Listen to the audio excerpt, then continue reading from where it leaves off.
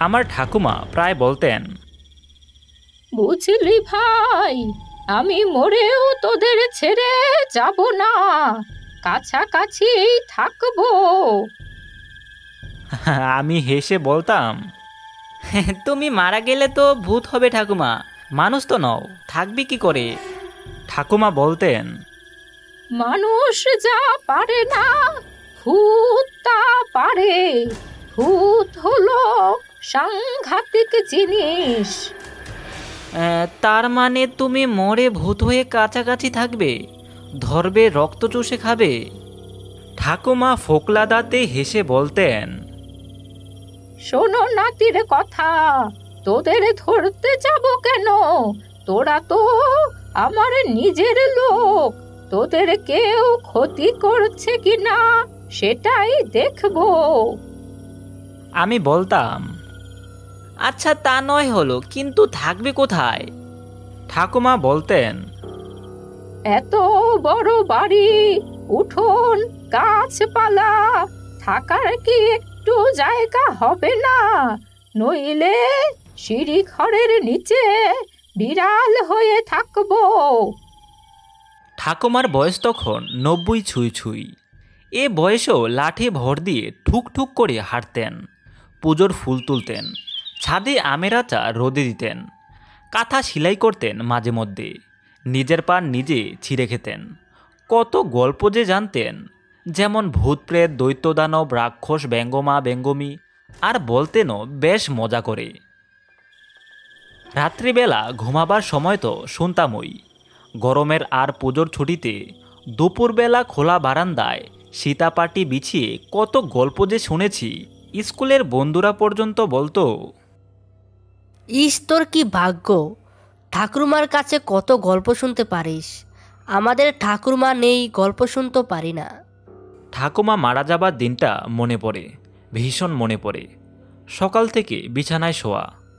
একদিন ঘরের সকলকে ডাকলেন, বাবাকে বললেন, তুই আজ অফিস যাস না? মাকে বললেন, বৌমা, নাতিকে খাইয়ে দাও। আমাকেও বললেন, মন দিয়ে পড়াশোনা করবে ভাই, বাবা মার কথা শুনবে, কেমন? আজ তোমার স্কুলে যেতে হবে না। আমি তখন ছোট, টের পাইনি। বাবা মা বুঝতে পেরেছিলেন। বাবা অফিস গেলেন না, ঠাকুমার ঘরে বসে রইলেন। সকালে মা আমাকে ভাত খাইয়ে দিলেন। মা বলেছিলেন, আজকে তোমার স্কুলে যেতে হবে না, ঠাকুমার পাশে গিয়ে বসে থাকো। মা নিজে রান্নাঘরে তালা লাগিয়ে ঠাকুমার পাশে এসে বসলেন। খবরটা পাড়ার কয়েকজনের কানে গিয়ে পৌঁছালো। ঠাকুমার ঘরে প্রতিবেশীদের ভিড়। আমি দেখছিলাম বাবা মার চোখ ছলছল, প্রতিবেশীরা নীরব। ঠাকুমা ক্ষণে ক্ষণে চোখ তুলে সকলকে দেখছেন, আবার চোখ বুজে থাকছেন। কিছু সময় হঠাৎ দেখি ঠাকুমা চোখ খুলে সবাইকে দেখতে গিয়ে মাথাটা একবার ঝাঁকুনি খেয়ে পরক্ষণে চোখ বুজে মাথাটা কাত হয়ে গেল। কিছু বুঝে উঠবার আগেই বাবা ডুকুরে কেঁদে উঠলেন, মা! সঙ্গে সঙ্গে মায়ের চিৎকার, কান্না। বাবা মার কান্না শুনে এবারে আমার কান্না পেয়ে গেল। অবুজের মতো আমিও কাঁদছি। প্রতিবেশীদের চোখেও জল। কেউ কেউ মা বাবাকে ঘিরে বোঝাচ্ছেন। ঘরের মধ্যে এতক্ষণের নীরবতা মুহূর্তে কান্না, চিৎকার, চেঁচামেচিতে পরিণত হলো। কিন্তু যাকে নিয়ে সকলের চিৎকার কান্না, সে ঠাকুমা নীরব, চোখ তুলে আর তাকাচ্ছে না। এতক্ষণে বুঝলাম ঠাকুমার নেই। মনটা খারাপ হয়ে গেল। এখন আমাকে কে গল্প শোনাবে? ভূতপ্রেত, রাক্ষস, খক্ষস, দৈত্য দানব, ব্যঙ্গমা ব্যঙ্গমী, জন্তু জানোয়ারের গল্প। রাতের বেলা গরম ও পুজোর ছুটিতে বারান্দায় পাটি বিছিয়ে ঠাকুমা আর আমাকে গল্প শোনাবে না। আমার কি কষ্ট! কয়েক রাত ঘুমাতে খেতে পারিনি। দেখতে দেখতে ঠাকুমার শ্রাদ্ধ শান্তি কাটল।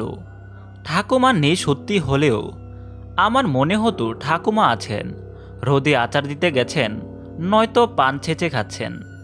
রাত হলে গল্প শোনাবেন। মাত্র কয়েক মাস পর একটি অদ্ভুত ঘটনা ঘটল বাড়িতে। সকাল থেকে একটা কালো বিড়াল বাড়িতে ঘুরঘুর করতে দেখা গেল।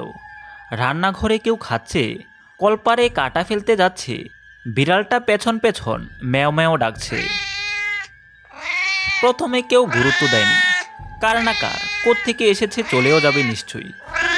কিন্তু ও মা, চলে যাবে কি, সিঁড়িঘরের নিচে মহা আনন্দে আস্তানা গেড়ে বসেছে।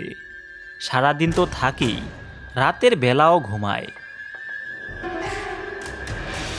বাড়িতে কোনোদিন বিড়াল কুকুর পোষা হয়নি, তাই আমার চোখে বিড়ালটা পড়লেই তাড়িয়ে বাড়ি ছাড়া করে দিয়েছি। কিন্তু না, ঘুরে ফিরে বাড়িতে সিঁড়ির নিচে কতবার তাড়ানো যায়।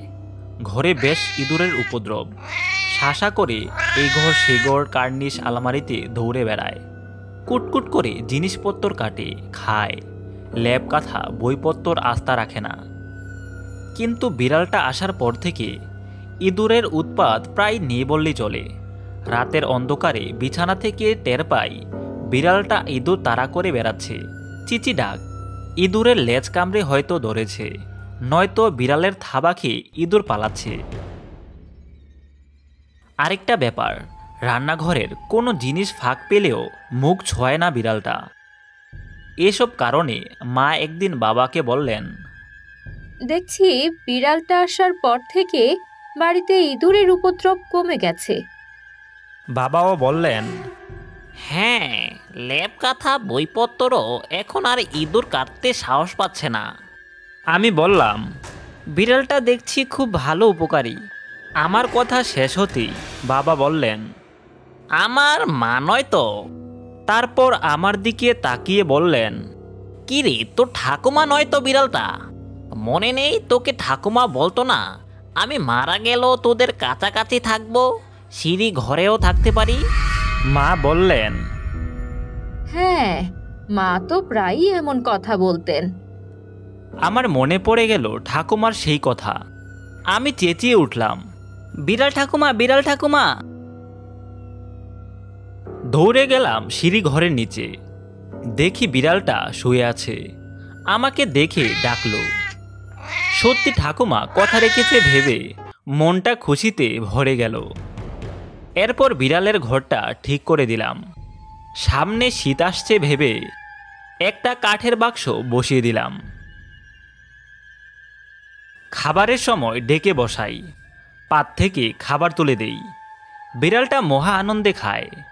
বাবা বিড়ালটাকে তাড়ান না, বরং বিড়ালটাকে ডেকে খাবার দেন, খোঁজখবর রাখেন বাবা। এভাবে সে বিড়ালটা ঠাকুমা হয়ে উঠল ঘরের একজন। এখন আর কোথাও যায় না, ঘরেই গুড়গুড় করে।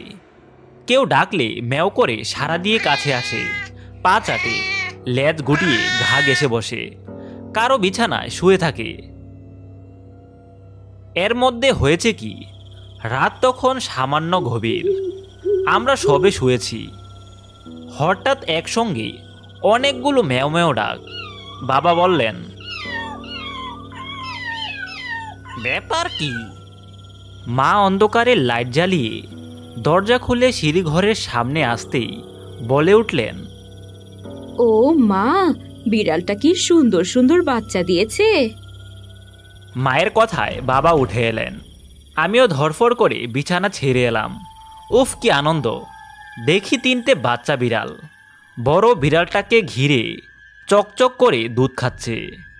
বাবা তখন বললেন, বেশ ঠান্ডা পড়েছে। মা পুরনো কিছু কাপড় এনে বিড়ালগুলোর গায়ে চাপিয়ে দিলেন। বাবা বললেন, ঘরে দুধ হবে? হ্যাঁ, হবে। মা দুধটাকে সামান্য গরম করে বিড়ালগুলোকে দিল।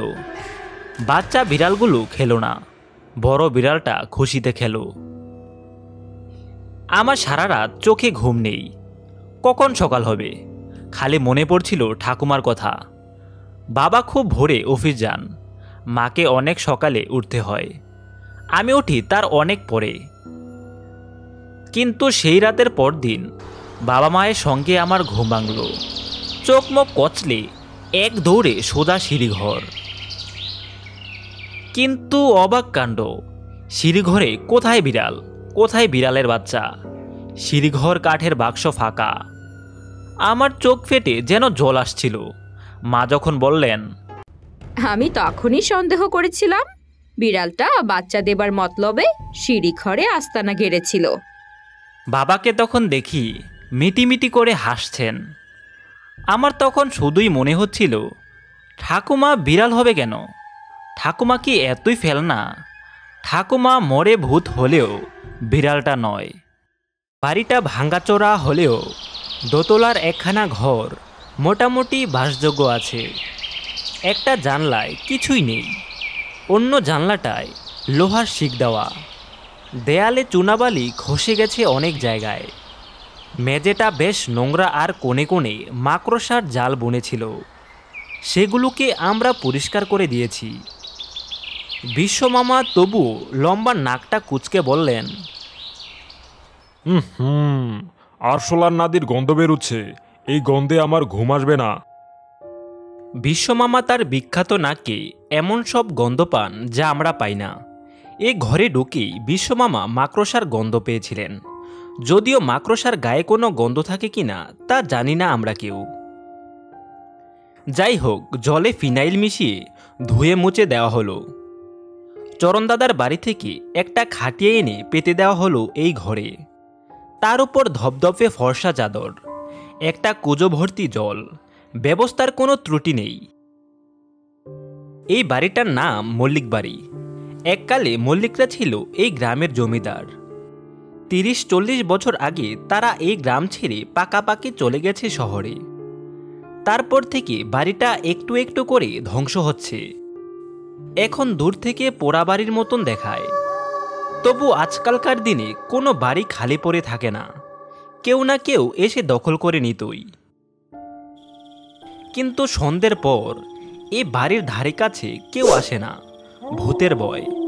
এমনকি এই গ্রামের জটাধারী নামে একটা পাগল আছে, সে পর্যন্ত এখানে থাকতে পারেনি।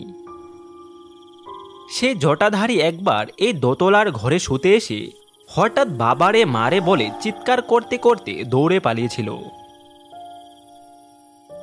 বিংশ শতাব্দী শেষ হতে চলল, এখনো ভূতের ভয়। ভূত বলে কিছু আছে নাকি? চরণদাদা এই গ্রামের স্কুলের হেডমাস্টার, লেখাপড়া জানা মানুষ। একসময় ভালো ফুটবল খেলতেন। একবার নন্দাদেবী পাহাড়ে অভিযানে গিয়ে চূড়ায় উঠেছিলেন। সেই চরণদাদা বললেন, আরে আমিও কি ভূতে বিশ্বাস করতাম নাকি? আমাকে রাত্রিবেলা শ্মশানে যেতে বলো, আমি একা একা চলে যাব। কিন্তু এই মল্লিক বাড়িটায় সত্যি সত্যি কি যেন আছে, আমি নিজে দেখেছি। বিশ্বমামা জিজ্ঞেস করেছিলেন, তুমি কি নিজের চোখে দেখেছ? চরণদাদা বললেন, বন্ধুদের সঙ্গে বাজি ধরে আমি একবার ওখানে রাত কাটাতে গিয়েছিলাম, পারিনি। রাত্রির 10টা-11টা পর্যন্ত কিছুই হয়নি। যেই 12টা বাজলো, ও বাড়িতে কোনো ঘড়ি নেই, থাকতেই পারে না। তবু একটা দেয়াল ঘড়িতে ঢং ঢং করে 12টার শব্দ পাওয়া গেল পাশের ঘরে। তারপরেই পায়ের শব্দ।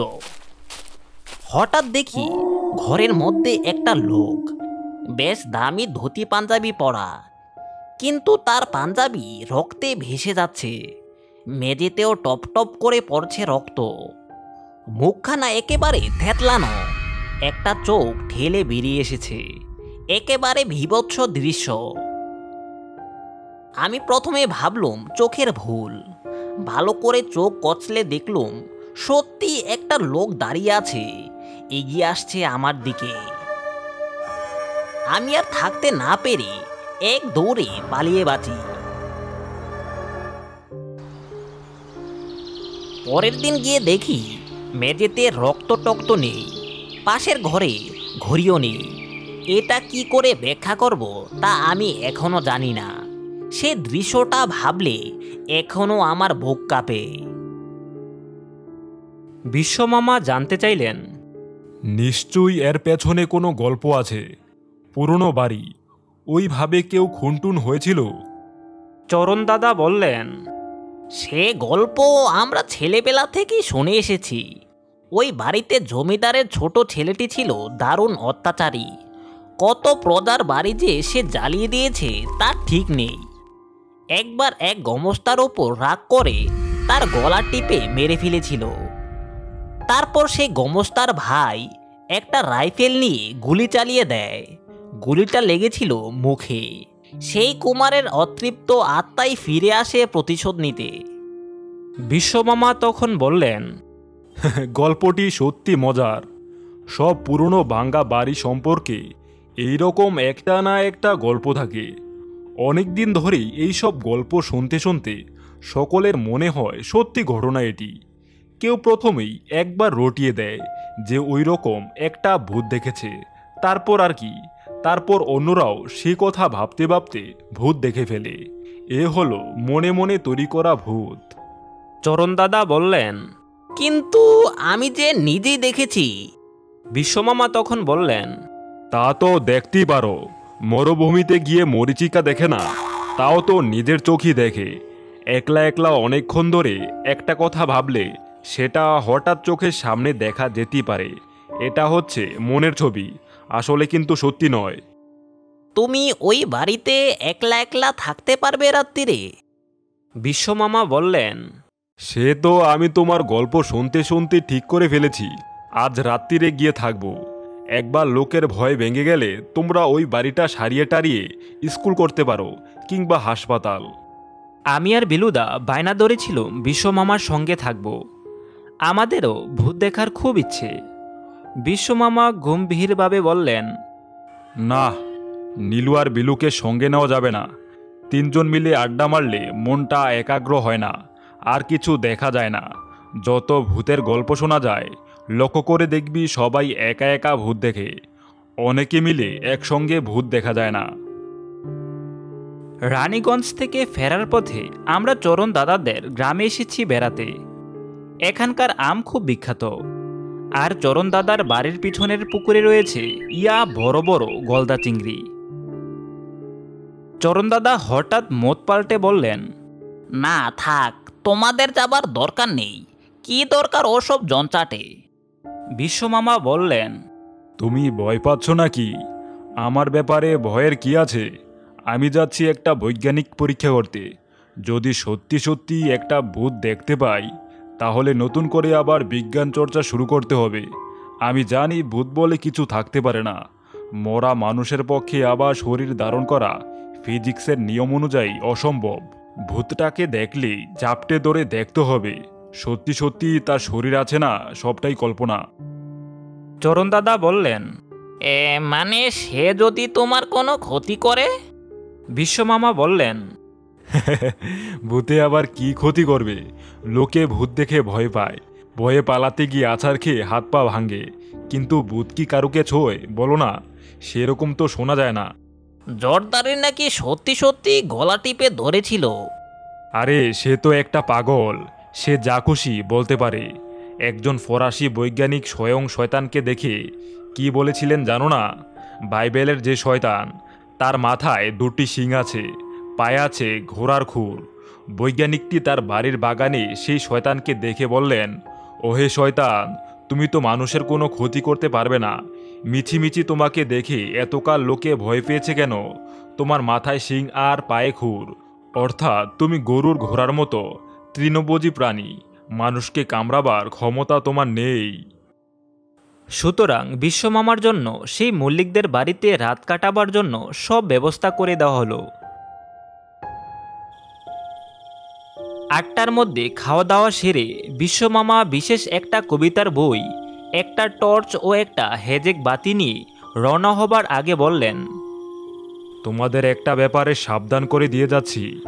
মাঝরাত্রিরে তোমরা কেউ ভূত সেজে আমাকে ভয় দেখাতে যেও না কিন্তু। অনেক সময় চোর ডাকাতরা নিজেদের একটি আস্তানা গোপন রাখার জন্য এইসব বাড়িতে লুকিয়ে থেকে অজ্ঞ লোকদের ভয় দেখায়। সেরকম কেউ যদি আসে, তার কপালে কিন্তু বিপদ আছে। আমি সঙ্গে রিভলভার রেখেছি, সেরকম কিছু দেখলে একদম গুলি করব। আমরা খানিক দূর পর্যন্ত এগিয়ে দিলুম বিশ্বমামাকে। দরজা দিয়ে উনি একাই ভেতরে চলে গেলেন। একটু পরে দোতলার ঘরটার ভাঙ্গা জানলায় দেখা গেল হেজাকের আলো। বিশ্বমামা জানলার কাছে দাঁড়ালেন। আমরা দেখতে পেলুম ওর সিলুয়েট মূর্তি।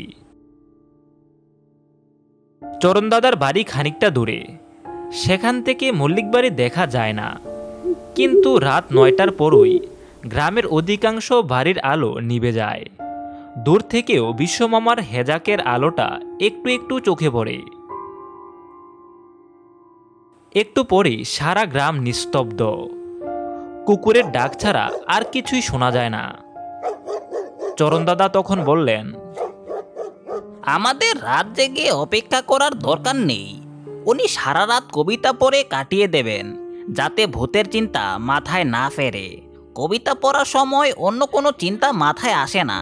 যদি ঘুম এসে যায়, সেজন্য সঙ্গে নসি রেখেছেন, নসি টেনে ঘুম তাড়াবেন। আমরা শুয়ে শুয়ে গল্প করতে লাগলাম। চরণদাদার পাহাড়ে চড়ার গল্প। পাহাড়েও নাকি অনেক ভূতের ভয়। যদি কেউ বেশ অনেক ঘন্টা একা বসে থাকে, তাহলেই এই ভয়টা এসে চেপে ধরে। যেসব মানুষ সেই পাহাড়ে উঠতে গিয়ে প্রাণ হারিয়েছে, তাদের কারোকে কারোকে দেখা যায় চোখের সামনে। চরণদাদা অবশ্য সেরকম কিছু দেখেননি, আর কোথাও তিনি অবশ্য ভূতের ভয় পাননি। শুধু এই মল্লিক বাড়িতেই যত ভয়।